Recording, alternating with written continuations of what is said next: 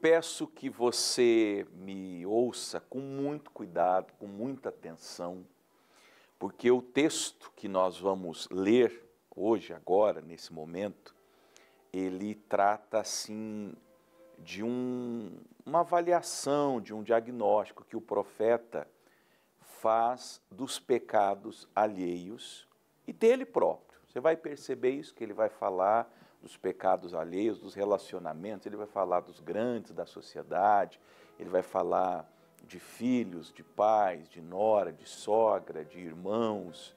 É um texto, inclusive, que Jesus menciona nos evangelhos. E o que o profeta quer não é atacar pedra nas pessoas, ele não quer julgar as pessoas e se fazer de santo, sabe, de bonzinho, porque isso é auto-vitimização. Infelizmente, as pessoas estão assim, se auto-vitimizando, ninguém presta, somente elas, ninguém é bom, somente elas, todo mundo é mau, elas são boas. Isso é um cuidado que você precisa ter quando lê textos como o que nós vamos ler na sequência. O que o profeta, na verdade, está fazendo é um diagnóstico do coração humano e do seu próprio coração.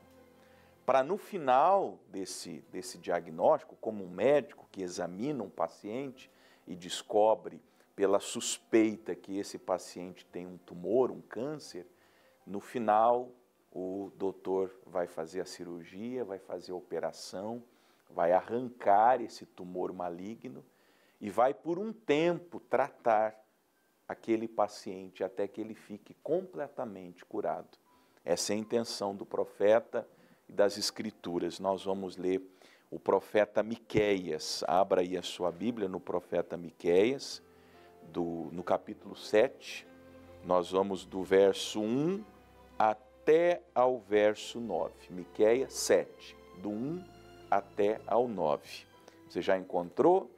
É um dos profetas menores, no finalzinho do Antigo Testamento.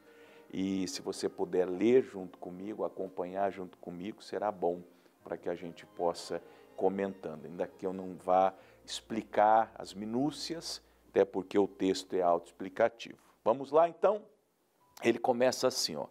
Ai de mim, porque eu estou como quando são colhidas as frutas de verão, como os abiscos da vindima.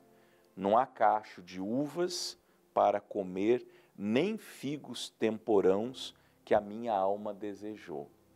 Ele se sentiu como um faminto, indo ao pomar, e a colheita já tinha acontecido. E não tinha sobrado nenhuma fruta, nenhuma uva, nenhum figo, nenhuma maçã. Ele alude isso ao fato da humanidade não pensar no seu próximo. As pessoas só pensam nelas mesmas. Ninguém pensou que ele poderia ter fome, ou que alguém que passasse por aquele pomar, como mandava a lei, teria fome. Cada um pensou em si mesmo. Ele falou, eu me sinto assim. Eu me sinto como alguém que não foi lembrado. Alguém que foi deixado faminto, que foi deixado sedento, que foi deixado de lado. Aí o diagnóstico que ele faz, e ele assevera isso. Pereceu o benigno da terra. Ele olha, está fazendo uma avaliação da humanidade, pela capacidade do Espírito Santo. E ele diz, acabaram as pessoas boas na terra. Pereceu, como se não existisse mais. E não há entre os homens um que seja reto. Todos armam ciladas para sangue, caça cada um a seu irmão como uma rede. Lá na minha terra dizia assim, ó, é cobra comendo cobra. É um tentando o mal do outro, é um tentando prevalecer contra o outro. Ele prossegue, as suas mãos fazem diligentemente o mal.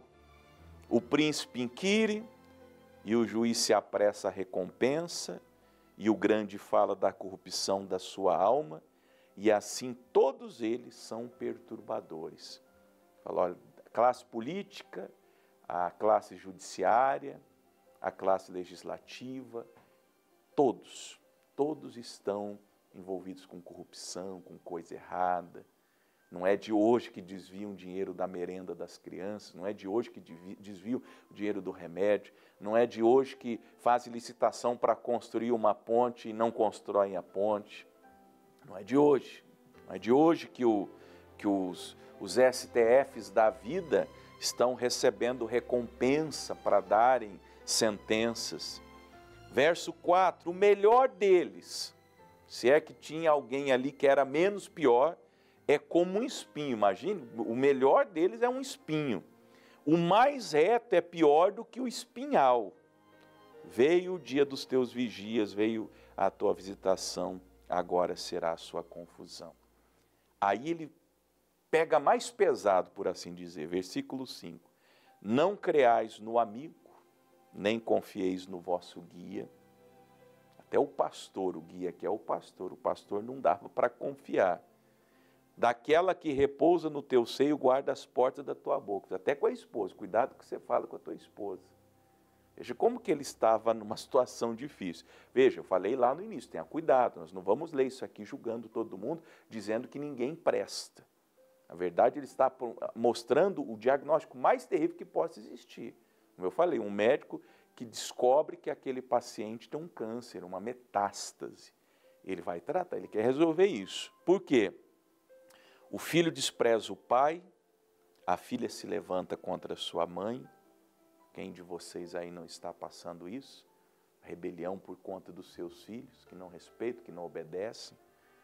E a nora contra a sua sogra, de modo que os inimigos do homem são os da própria casa. Eu disse que Jesus menciona isso em Mateus 10 e Lucas 12, você vai encontrar. Ele usa esse texto para dizer que os inimigos do homem serão da sua própria casa. Como que o profeta resolve isso? Verso 7 agora. Ele não diz que ele vai matar essas pessoas, ou que ele vai se afastar delas, ou que ele vai deixar de ser casado. Não, vou largar, já que eu não posso confiar na minha esposa, eu vou largar dela, já que eu não posso confiar no meu marido, ou já que eu não posso ter a gratidão dos meus filhos. Não, o que ele faz é o seguinte, verso 7. Eu, porém, ou seja, a despeito de tudo isso que acontece, o que pode acontecer, espero que não aconteça no teu caso, mas ainda que acontecesse, se você fosse traído pelo seu cônjuge, pelos seus amigos, ou as pessoas que estão numa hierarquia acima da sua vida não lhe dessem aquilo que é justo, a solução é: eu, porém, esperarei no Senhor, esperarei no Deus da minha salvação, o meu Deus me ouvirá. O que Miqueias está dizendo é, sempre que algo assim acontece, nós temos que ir a Deus. Exemplo, ele acabou de falar no verso 6, o problema de uma sogra com a sua nora. Talvez a senhora tenha um problema com a nora depois que seu filho começou a namorar essa moça, começou a gostar dessa moça, talvez casou, nem se casou, se ajuntou, como diziam. Depois disso, acabou. Teu filho virou contra a senhora. E a senhora sabe que seu filho não é o mesmo de antes, carinhoso, atencioso, que te visitava sempre, por causa dessa nora. A senhora está triste com essa nora, a senhora está chateada com essa nora. O que a senhora tem que fazer? Buscar Deus. Buscar Deus pelo seu filho, buscar Deus pela nora, afinal de contas agora ela é a sua nora. Buscar Deus pelos filhos que nascerão desse relacionamento, a contragosto, mas é a mulher que teu filho escolheu e dali virão seus futuros netos, ou já vieram até. É isso que o Miqueias está ensinando. Sempre que alguma coisa não esteja bem, numa questão maior, como ele fala, de príncipe, de juiz, dos grandes, não é? Quando da questão política, que a nossa vida depende da questão política, pode ser que esteja no poder quem nós não votamos, e as coisas estão indo contra aquilo que nós esperamos, nós oramos a Deus. Deus não mandou ir para frente de quartel, Deus não mandou ir quebrar a Praça dos Três Poderes, como fizeram lá em 8 de janeiro de 2023. Deus não mandou fazer isso. Nós temos que orar. Nós temos que apresentar a Deus em oração. Eu, porém, esperarei no Senhor, esperei no Deus da minha salvação, meu Deus me ouvirá. Eu vou levar essa minha decepção com essas pessoas, com esse amigo, com esse guia, com essa nora, com esse filho, com esse pai, com esses inimigos que muitas vezes brotam de dentro da minha própria casa, porque talvez você esteja numa situação que é impossível haver harmonia. Fogo amigo, não é assim que o pessoal fala? E nunca se esqueça que Jesus passou e sentiu isso na pele. Jesus um dia disse: aquele que come comigo à mesa levantou contra mim o seu calcanhar, aludindo a Judas Iscariote. Então o próprio Cristo passou por isso. Um amigo, um discípulo, alguém que ele escolheu, alguém que ele confiou, foi o seu traidor. E o traiu com um beijo. Jesus olha para ele na noite da traição e diz: com um beijo você me trai. Imagine a decepção de Jesus. Mas Jesus não deu um murro em Judas. Jesus não amaldiçoou Judas. Jesus não ficou tratando mal os outros apóstolos. Ao contrário, quando Judas sai da Santa Ceia, Jesus prega talvez o seu sermão mais lindo, o sermão da Santa Ceia, João 13, 14, 15, 16, talvez seja o sermão mais lindo, mais espiritual de Jesus.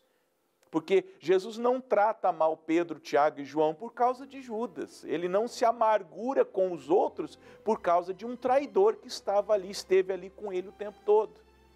Então, que o Miqueias nos ensina: eu, porém, esperarei no Senhor. Deus vai me ouvir. Eu vou levar esse tema em oração, isso que está me machucando, e Deus vai me ouvir, vai me ajudar. Aí ele fala no versículo 8, porque ele faz o diagnóstico do pecado alheio, mas ele não esquece do pecado dele. Ó inimiga minha, verso 8, não te alegres a meu respeito, ainda que eu tenha caído, levantar-me-ei, se morar nas trevas, o Senhor será a minha luz. Ele também, Miqueias, reconhece que caiu, que pecou, que falhou. Veja que quando nós estamos fazendo esse diagnóstico do pecado alheio, nós não podemos esquecer do nosso próprio pecado. Nós ficamos tristes com as mentiras dos outros, mas quantas vezes nós já mentimos? Ficamos tristes com as injustiças sofridas, mas quantas vezes já fomos injustos? Ficamos tristes com o desprezo das pessoas em relação a nós, mas quantas vezes nós mesmos já desprezamos as pessoas? Quantas vezes nós somos maus com os nossos semelhantes? Então ele também faz um diagnóstico de si mesmo. E no 9, para a gente terminar, ele declara: sofrerei a ira do Senhor, porque pequei contra ele. Eu também pequei, eu também não fui benigno, eu também fui mau, eu também falhei, eu também não fui um bom marido, eu também não fui um bom filho. Quem sabe você esteja sofrendo as tristezas dos seus filhos que são desobedientes, mas você também foi um filho, uma filha desobediente. Não é verdade? Então, sofrerei a ira do Senhor, porque eu pequei contra ele, até que julgue a minha causa e execute o meu juízo. Ele me trará a luz, me trará para a luz, e eu verei a sua justiça. Ele vai orar pelos outros, ele vai orar por si mesmo, crendo que Deus o trará para a luz.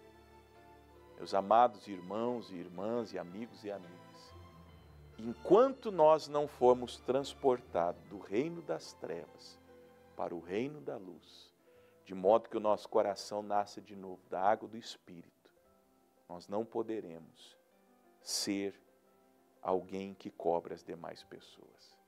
Você não pode ser, ou aliás, você não pode cobrar de alguém aquilo que você não é. Então, deixe Deus tratar você primeiro. Deixe Deus mostrar seus erros, suas falhas, seus pecados. Converta-se para que depois você possa também orar por aqueles que são errados e que estão num caminho errado. Amém?